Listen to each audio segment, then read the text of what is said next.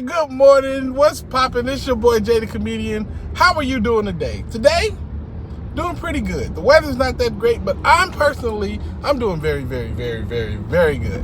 Anyway, today I want to talk to you about uniqueness inside of the Jehovah Witness organization. Now, there is no specific wording put out there to say you can't be unique and you can't be different from the others. But inside the organization, they like a nice uniform look and feel amongst all their members. All their members kind of got to look and feel the same, you know? And this is something that drove me crazy as a little kid. Because, I don't know if you noticed by now, but I'm a little bit crazy. And I like to be different than everybody else. I don't like to do the same thing everybody else does. I like to add my own unique flair to it, if you will. You know what I'm saying? And this was something that I struggled with heavily. Probably the first thing that woke me up when I was a little kid. Because it infuriated me, right? Because, remember, I had to go to school, watch all my classmates play with their Christmas toys that I couldn't get. Leave out whenever it was somebody's birthday and they had the pizza. I had to come out and leave out the room. I'm like, damn, I want some pizza. And whenever it was Halloween, they bring all their bags of Halloween candy to school. Couldn't even get none because it was demonized candy. I'm like, that Snickers bar can't be that demonized. It's just chocolate, nuts, and a little caramel. But I couldn't have none. But not only that, my father did not allow me to get a part in my hair. Like when I got my hair cut, a lot of kids, their mother would pay an extra $10 just to get a design in the back of their head. Like the Bulls was doing real good at the time. People have like the Chicago Bulls logo, or it'd say Go Bulls in the back. And all I wanted was a little part, like a little part that kind of couldn't get it because it was of the world. And that's the thing. There was no scripture saying you can't get a part. There was no part on the assembly that I remember or in the watchtower. Nothing.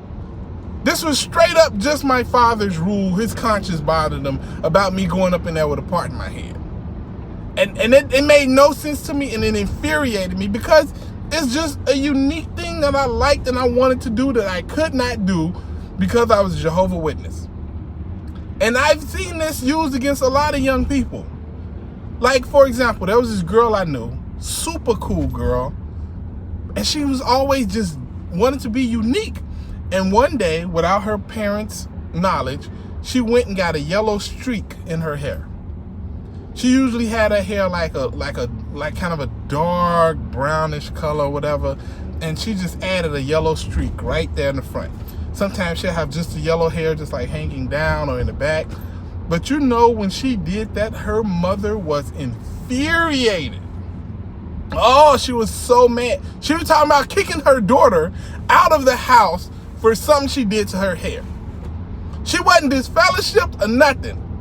But because of what she did to her own hair, her mother was talking about kicking this 15, 16-year-old girl out into the streets. This is the type of craziness that goes on in the JW organization. And I personally, oh my God, I hate it. I absolutely hated that. And the scripture they would use was that we are to be no part of the world. And the world has parts, and the world has yellow streaks of hair. Boom, you can't do it. You're part of a world. What? The world also has jobs and money. Are you telling us we can't work hard and earn money either? No. Like, come on. You can't just cherry pick and make up your own rules. That's something that, oh my God, the Jehovah Witnesses who just made up their own rules. Oh, brother, I could go in on that for days, but I'm not going to. Instead, I'm going to tell you why they want their members to be so uniform all the time, okay? This is why. When you have a group of people who are asked to believe something that's extraordinary and crazy, you don't want any other ideas put into that group, okay? Let me explain why. If you have a bunch of people, right? And let's say one of them just wants to add their own little flair and be unique, right? And if you allow that pattern of thinking where people can be unique and be themselves and do things differently than others, you are kind of opening them up to think for themselves, to think differently than the group, to add their own thought process to things that they see and view. And when you do stuff like that, you're introducing other ideas other than what you want them to believe in. You want this group to strictly be in line with what you're trying to get them to believe. You can't add extra stuff to it. It messes up everything. If I were to have a group of people who believe that sticking their finger in a cow's butt and smelling it would improve their brain function, and everybody in the crowd believe this. Everybody believes this, right? And everybody's going around, I'm smarter, you know? But there's one person who gets in the group and says, you know what? I don't think that works. And I'm not going to do it. I will not participate in it. When other people see them and they see that there's another option, like, wait a minute, that you don't believe it works. Like, what do you mean you don't believe it works? Like, I don't believe it works.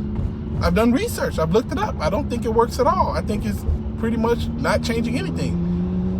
And they're like, wow, well, if you're not going to do it and you don't think it works and you offer good information, I don't think it works no more. Yeah, no, I'm not going to stick my cow in nobody. I'm not going to stick my finger in nobody else's cow butthole. I'm tired of walking around with my hands stinking all the time. I'm sick of it. No more. And then eventually, a nice chunk of people will leave. A nice chunk of people will say, you know what? There's another option besides this. Yeah, I'm going to do something else. Because that's how it works. If you give people an option, two options, and one option is clearly better than the other, they're going to choose that better option. If I had two jobs, right? They both paying $100,000 a year. Except, you know, and it's the same job. You do the exact same thing. Except for one job, you get kicked in the nuts every day. The other job, you don't. That's it. Those are the only things. Like, you do the same exact job. You make the same exact amount of money. Except for one job, you don't get kicked in the balls every day.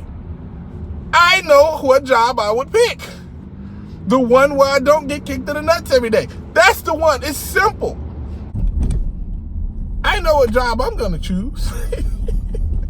You know what I'm saying? The job where I don't get kicked every day. Why? Just because it's just a better option, you know? And that's what it is. When you add more than one option, people will always choose the better option.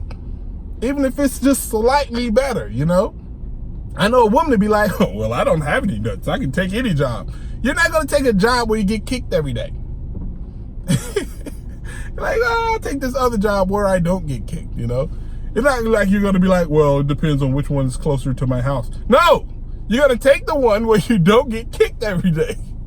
You know what I'm saying? Like, and that's my entire thing. That's the point that I want you to realize. There's a reason they want you to be so unique.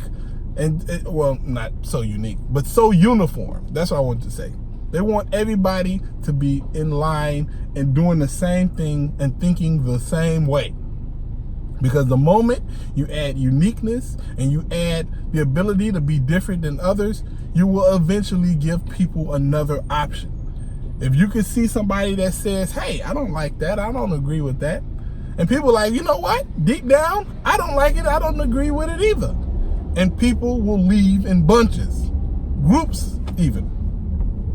You can't have that. They can't have that, and they don't have it. If you walk around a Jehovah Witness organization and you're a little bit unique, they'll pull you to the side. Yo, what's going on with you? I just want to check your temperature. I want to see where you're at.